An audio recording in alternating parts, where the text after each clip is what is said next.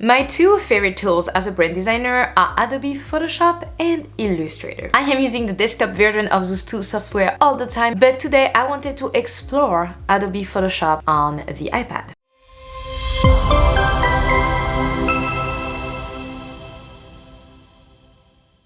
So what are you going to learn in this video? First, we are going to get familiar with the app and look at every single tools we can use into Adobe Photoshop for iPad. We will also go into the sidebar where there is the layers and our properties, and we will see what we have access to. In the second part of this video, we will import a photo and we will try some basic editing that we would do on the desktop and try to do it on the iPad, see if it's possible. We will try out some of the tools and see exactly what we can do. So this is a beginner friendly Adobe Photoshop on the iPad video, so I won't go deep into like photo editing for this video. We're just gonna try to play with the tools and understand the app. Also note that Adobe Photoshop app, so Adobe Photoshop for iPad, is not as powerful as Adobe Photoshop on your desktop. So you will be limited on the thing that you can do, and this is exactly why I'm doing this video, to show you that it's still possible to do little things. Also know that Adobe is working really hard to make those desktop abilities happen also on the app, and that it's often updated with new features, so don't forget to update your app often. Alright, with that being said, let's go right into my iPad. We're gonna film it, I'm gonna show you around, and let's try to have fun, shall we? Okay, so here we are into Adobe Photoshop for the iPad. You can download it obviously on the App Store and enter your Adobe logins. When you are going to be inside the app, it's basically the same as on the desktop. It's going to ask you if you want to create a new file or if you want to open a file. So I did create new. Okay, so we are going to go and start this video by looking at this part of the app, which is all our tools. Then we will go into the other part of the app. Okay, so first thing first, here is what we can start with. We have our selection tool. You can totally understand that this is to select something. This is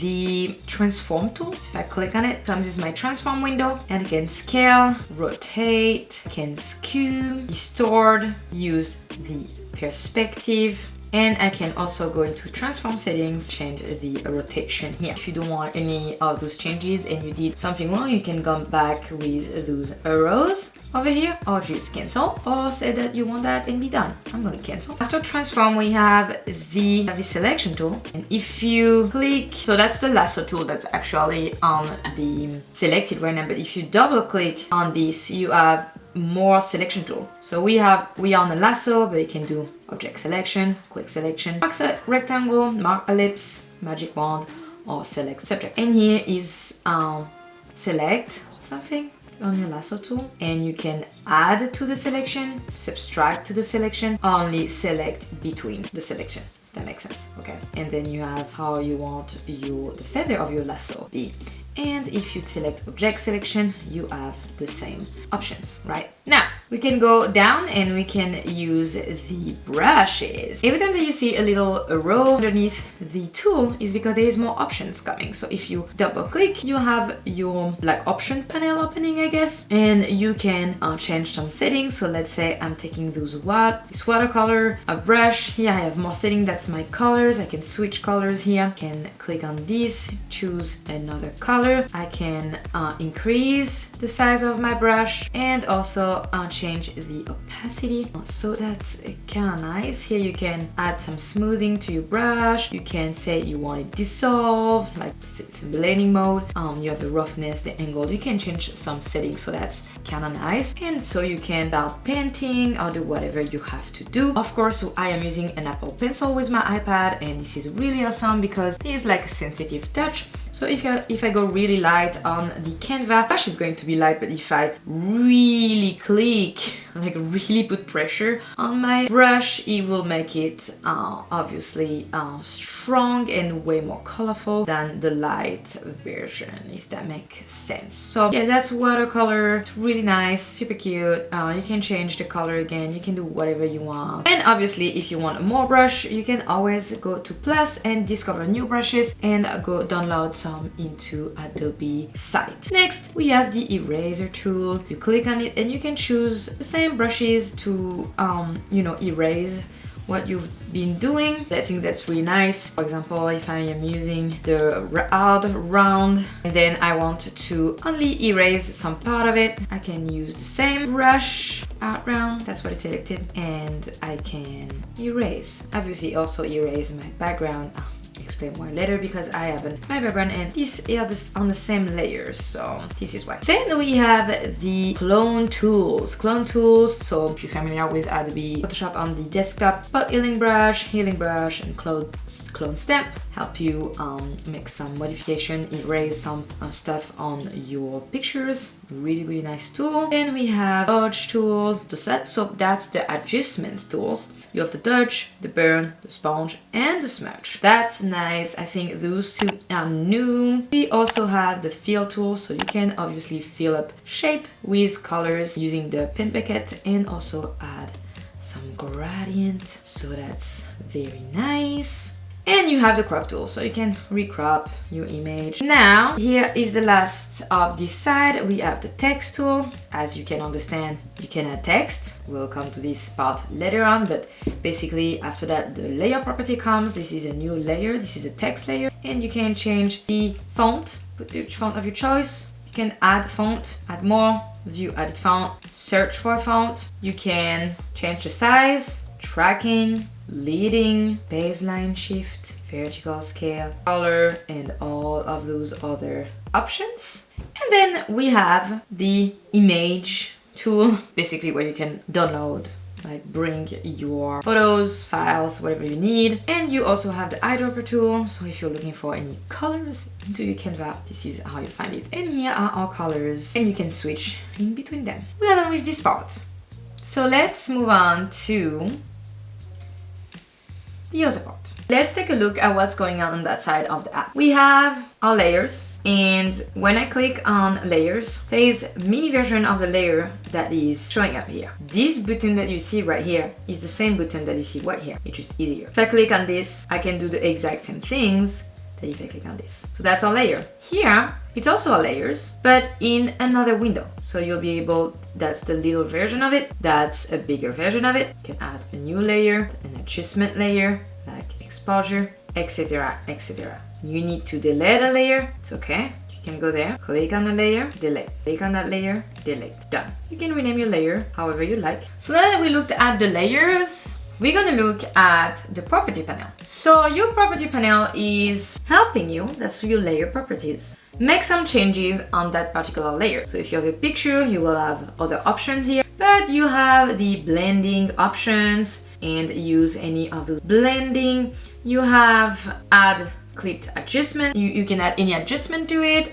You add convert to smart object. So as in the desktop version, if you convert your layer as a smart object, you can't make modification of the smart object until you double click and make sure you on the smart object editing. And then after that, just know that if you convert to smart object here, you won't be able to make any edit on that smart object on the iPad. You'll have to go on your desktop. So they're still working on it. You can make it as a smart object to make sure you don't touch about it and not make any other further edit to it. Effect, smart filter are also things that you cannot do on the iPad. This is features that are only available on the desktop. You have that little bubble that helps you make some comments on some part of the artboard. Already talked about this. This is to add a new layer. This is to not see the layer that you are on. So if I have multiple layer, let's add a layer.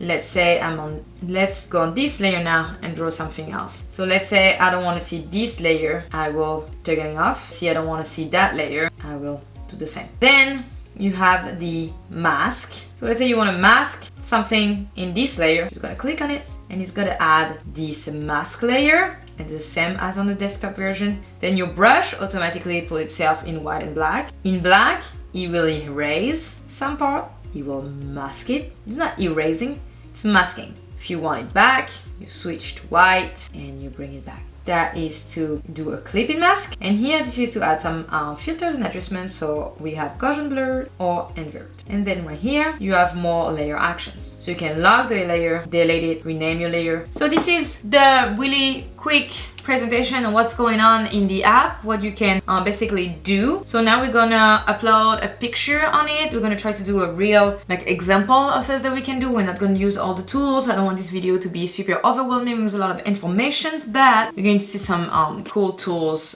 in action. As you can see here, I added it as my background. This is my background layer. I only have one layer. I'm gonna duplicate this layer. So you remember, you can go here and you can say, I want to duplicate layer. So we duplicate this layer. Just in case what we are doing, we're messing up and we don't have to go back and do all those things. So I'm gonna keep this one here and we're just gonna click on it, and I don't want to see it, but I know it's there in case I do something wrong. And I'm gonna click back on my layer, my duplicate layer. And we're going to start by use selection tool and removing that background. That's a cool thing that you can do on Adobe Photoshop with the iPad. So let's try it. So here is my selection tool, right? I click again on it. And I'm gonna do the actions, select subject. All right, we're gonna try that. So hopefully it selects this lady and we can get rid of the background. Boom, look at this. That's super accurate. I'm shocked. Now we can either refine edges, more, transform selection, select similar, invert, erase, mask. Okay, I can see that here there is some part of the background that I don't want. So you can take some out of the selection. So let's say I didn't do this great, but now, oh, and I want this. So here I add to my selection. I want her headphones in. There you go. I do not want that.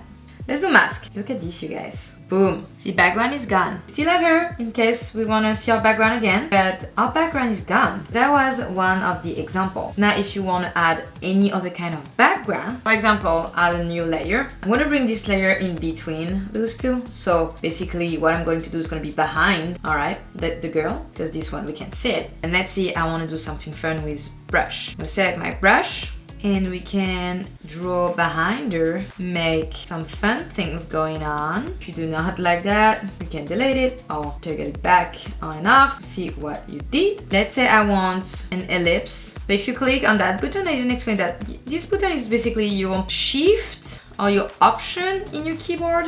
Your option, I guess that's the option in the keyboard. So it's to make a perfect circle. Otherwise, if you're not touching this option tool, you can do whatever shape you want, but if you click on it, it's gonna make the perfect circle. Select constrained, that's what it says. Okay, I made a circle and now I do want to add color in it, so I'm gonna use the bucket and I'm gonna use a color and I'm gonna click on that circle. So now I have a shape. You have a shape.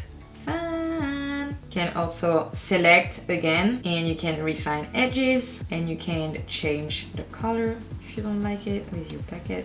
All right, now we're going to go back on our lady here and we are going to let's use the healing tool.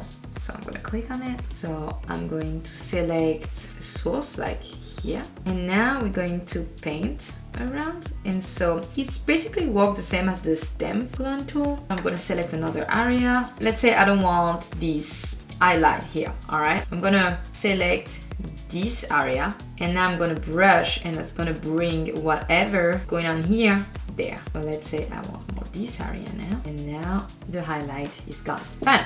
You can also take the selection tool, quick selection, and say I want to select only our makeup here. So now you only selected the makeup, right? Now I selected it and I can be like, I want this to be now another color. So you can go and add an adjustment layer and you can do hue and saturation and you're going to change color of our makeup. So it was the blue. Yeah, let's do blue. Let's do blue. You can change the blend option. Okay, she has one eye that is blue and one eye that is pink. That's the dodge tool. So we can use the dodge tool and make some area lighter. So we took off this highlight on her cheek, and finally I realized that I do want this area back, so I'm gonna put it back over here.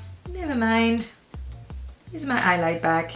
A little bit too much exposure, but you can use burn tool and make it here even darker. All right, be like, oh, I need some shade over here, more shade over here as well. That is the burn tool. Dodge, bring some light to your subject, right? And burn, just bring some more shadow and darkness to it. And you have the smudge tool, so you can smudge, blend basically color together. This is really, really nice when you are drawing something and you need to blend. I'll also add a new photo. I'm adding, that's a picture from Epcot. So I'm going to resize it.